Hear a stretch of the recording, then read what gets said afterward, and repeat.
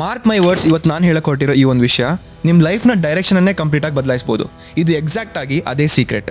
ಯಾವುದನ್ನ ಬಳಸಿ ವಿರಾಟ್ ಕೊಹ್ಲಿ ಅವರು ತಮ್ಮನ್ನು ತಾವು ಸಂಪೂರ್ಣವಾಗಿ ಟ್ರಾನ್ಸ್ಫಾರ್ಮ್ ಮಾಡ್ಕೊಂಡ್ರು, ಯಾವುದನ್ನ ಶಾರುಖ್ ಖಾನ್ ಮತ್ತು ಕ್ರಿಸ್ಟಿಯಾನೋ ರೊನಾಲ್ಡೋ ಕೂಡ ಫಾಲೋ ಮಾಡ್ತಾರೋ. ಒಂದು ವೇಳೆ ನೀವು ಇದು ಯಾವುದೋ ನಾರ್ಮಲ್ ಮೋಟಿವೇಶನ್ ವಿಡಿಯೋ ಅಂತ ಅಂದ್ಕೊಂಡು ಮಧ್ಯದಲ್ಲಿ ಬಿಟ್ಟು ಹೋಗ್ತೀನಿ ಅಂದರೆ ಖಂಡಿತ ಈಗಲೇ ಹೋಗ್ಬೋದು. ಇಂಟರ್ನೆಟ್ನಲ್ಲಿ ಟೈಮ್ ಪಾಸ್ ಮಾಡೋಕ್ಕೆ ತುಂಬ ಕಂಟೆಂಟ್ ಇದೆ, ಆದರೆ ಯಾರು ತಮ್ಮ ಲೈಫ್ ಬಗ್ಗೆ ನಿಜವಾಗ್ಲೂ ಸೀರಿಯಸ್ ಆಗಿದ್ದೀರೋ ಅವರು ಮಾತ್ರ ಈ ವಿಡಿಯೋನ ಕೊನೆವರೆಗೂ ನೋಡಿ. ನಮಸ್ಕಾರ, ಡಿಕೋಡರ್ ಯಾಶು ಚಾನಲ್ಗೆ ನಿಮ್ಗೆ ಮತ್ತೆ ಸ್ವಾಗತ. ಇವತ್ತು ನಾವು ನಿಮ್ಮ ಲೈಫ್ನ ಅಸಲಿ ಕಂಟ್ರೋಲ್ ಯಾರ ಕೈಯಲ್ಲಿದೆ ಅಂತ ಡಿಕೋಡ್ ಮಾಡೋಣ. ನಿಮ್ಮ ಡೈಲಿ ರೂಟೀನ್ ಹೇಗೆ ನಡೆಯುತ್ತೆ ಅಂತ ಒಮ್ಮೆ ಯೋಚನೆ ಮಾಡಿ. ಬೆಳಿಗ್ಗೆ ಹೇಳ್ತೀರಾ, ಫೋನ್ ತೆಗೆದು ವಾಟ್ಸ್ಯಾಪ್, ಇನ್ಸ್ಟಾಗ್ರಾಮ್ ನೋಡ್ತೀರಾ, ರೆಡಿ ಆಗ್ತೀರಾ, ಅದೇ ದಾರಿಯಲ್ಲಿ ಆಫೀಸ್ ಅಥವಾ ಕಾಲೇಜಿಗೆ ಹೋಗ್ತೀರಾ, ಅದೇ ಕೆಲಸ ಮಾಡ್ತೀರಾ, ಅದೇ ಜನರನ್ನು ಭೇಟಿ ಆಗ್ತೀರಾ, ಸಂಜೆ ವಾಪಸ್ ಅದೇ ದಾರಿಯಲ್ಲಿ ಬಂದು ಸ್ವಲ್ಪ ರೀಲ್ಸ್ ಸ್ಕ್ರೋಲ್ ಮಾಡಿ ಮಲಗಿಬಿಡ್ತೀರಾ.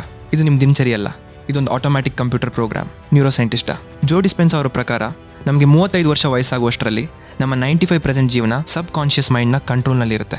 ಕೇವಲ 5 ಮಾತ್ರ ನಮ್ಮ ಕಾನ್ಷಿಯಸ್ ಮೈಂಡ್ ಇರುತ್ತೆ. ನೀವು ಪ್ರತಿದಿನ 5 ಮೈಂಡಿಂದ ನಾನು ಜಿಮ್ಗೆ ಹೋಗಬೇಕು, ಹೊಸ ಸ್ಕಿಲ್ ಕಲಿಬೇಕು, ಲೈಫ್ ಚೇಂಜ್ ಮಾಡಬೇಕಂತ ಅಂದ್ಕೊಳ್ತೀರಾ. ಆದರೆ ಆ 95 ಸಬ್ ಕಾನ್ಷಿಯಸ್ ಮೈಂಡ್ ನಿಮ್ಮನ್ನು ಮತ್ತೆ ಅದೇ ಹಳೆ ಲೈಫ್ಗೆ ಎಳ್ದಾಕತ್ತೆ. ನೆನ್ಪಿಟ್ಕೊಳ್ಳಿ, 5 ಶಕ್ತಿ ಇಟ್ಕೊಂಡು 95 ಶಕ್ತಿಯ ವಿರುದ್ಧ ನೀವು ಯುದ್ಧ ಮಾಡಿದರೆ ನೀವು ಸೋಲೋದು ಗ್ಯಾರಂಟಿ. ಹಾಗಾದರೆ ಗೆಲ್ಲೋದು ಹೇಗೆ? ಶತ್ರು ತುಂಬ ಬಲಶಾಲಿ ಆಗಿದ್ದಾಗ ಅವನ ಜೊತೆ ಯುದ್ಧ ಮಾಡಬಾರ್ದು, ಅವನ ಜೊತೆ ಫ್ರೆಂಡ್ಶಿಪ್ ಮಾಡ್ಕೊಳ್ಬೇಕು. ಆ ಸಬ್ ಕಾನ್ಷಿಯಸ್ ಮೈಂಡನ್ನೇ ನಿಮ್ಮ ಆಯುಧವನ್ನಾಗಿ ಮಾಡ್ಕೊಳ್ಬೇಕು. ಅದನ್ನು ಹೇಗೆ ಮಾಡೋದು ಅಂತ ನಾನು ರಿವೀಲ್ ಮಾಡೋದಕ್ಕೂ ಮುಂಚೆ ನನಗೊಂದು ಸಣ್ಣ ಕಮಿಟ್ಮೆಂಟ್ ಬೇಕು. ವಿಡಿಯೋನ ಈಗಲೇ ಸ್ವಲ್ಪ ಪಾಸ್ ಮಾಡಿ. ನಿಮ್ಮ ಮೈಂಡ್ ಸೆಟ್ಟನ್ನು ಇವತ್ತೇ ಬದಲಾಯಿಸ್ಕೊಳ್ಳೋಕೆ ನೀವು ರೆಡಿ ಇದ್ದರೆ ಕಮೆಂಟ್ ಸೆಕ್ಷನಲ್ಲಿ I am ready to change ಅಂತ ಟೈಪ್ ಮಾಡಿ. ಇದು ಕೇವಲ ಒಂದು ಕಮೆಂಟ್ ಅಲ್ಲ, ನಿಮ್ಮ ಹಳೆ ಲೈಫ್ಗೆ ನೀವು ಹೇಳ್ತಿರೋ ಗುಡ್ ಬೈ ಕಮೆಂಟ್ ಮಾಡಿದ್ರಾ? ಬನ್ನಿ ಈಗ ಮುಂದಕ್ಕೆ ಹೋಗೋಣ. 2012 IPLನಲ್ಲಿ ವಿರಾಟ್ ಕೊಹ್ಲಿ ಅವರ ಫಿಟ್ನೆಸ್ ತುಂಬ ಕೆಟ್ಟದಾಗಿತ್ತು. ಒಂದಿನ ಅವ್ರು ಕನ್ನಡಿಯ ಮುಂದೆ ನಿಂತು ತಮ್ಮನ್ನು ತಾವು ನೋಡಿಕೊಂಡಾಗ ಅವ್ರ ಮೇಲೆ ಅವರಿಗೆ ಅಸಹ್ಯ ಆಯಿತು. ಒಬ್ಬ ಇಂಟರ್ನ್ಯಾಷನಲ್ ಪ್ಲೇಯರ್ ಆಗಿ ನಾನು ಹೀಗಿದ್ರೆ ನಡೆಯಲ್ಲ ಅಂತ ಬಲವಾಗಿ ನಿರ್ಧಾರ ಮಾಡಿದ್ರು. ಆ ಒಂದು ಎಮೋಷನ್ ಅವರ ಇಡೀ ಲೈಫನ್ನೇ ಚೇಂಜ್ ಮಾಡ್ತು.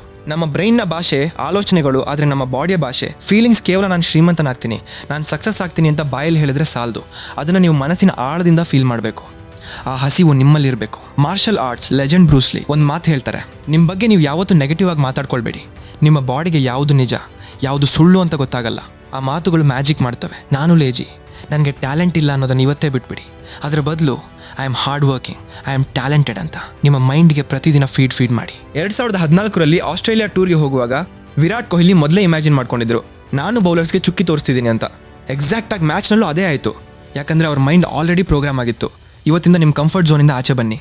ಒಂದು ನೆನಪಿರಲಿ, ಸಿಂಹ ನಿದ್ದೆ ಮಾಡ್ತಿದೆ ಅಂದರೆ ಅದು ಸತ್ತೋಗಿದೆ ಅಂತ ಅರ್ಥ ಅಲ್ಲ, ಬೇಟೆಯಾಡಕ್ಕೆ ಎದ್ದು ಬರ್ತಿದೆ ಅಂತ ಅರ್ಥ. ಇಷ್ಟು ದಿನ ನೀವು ಹೇಗೆ ಇದ್ದಿರ್ಬೋದು, ಆದರೆ ಇವತ್ತಿಂದ ನಿಮ್ಮ ಆ್ಯಕ್ಷನ್ಸ್ ನಿಮ್ಮ ಭವಿಷ್ಯವನ್ನು ಬರೆಯುತ್ತೆ. ದೊಡ್ಡ ಗುರಿಗಳನ್ನ ಇಟ್ಕೊಳ್ಳಿ, ಅದನ್ನು ಸಣ್ಣ ಸಣ್ಣ ಟಾಸ್ಕ್ಗಳಾಗಿ ಡಿವೈಡ್ ಮಾಡಿ ಪ್ರತಿದಿನ ಕಂಪ್ಲೀಟ್ ಮಾಡಿ.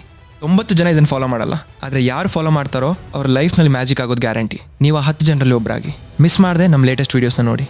ಇನ್ನೊಂದು ಸಖತ್ತಾಗಿರೋ ವೀಡಿಯೋ ಜೊತೆ ನಿಮ್ಮ ಮುಂದೆ ಇರ್ತೀನಿ. ಅಲ್ಲಿವರೆಗೂ ನಿಮ್ಮ ಲೈಫ್ ನಿಮ್ಮ ಗೋಲ್ಸ್ ಕಡೆ ಗಮನ ಇರಲಿ. Take care. This is decoder Yashu signing of.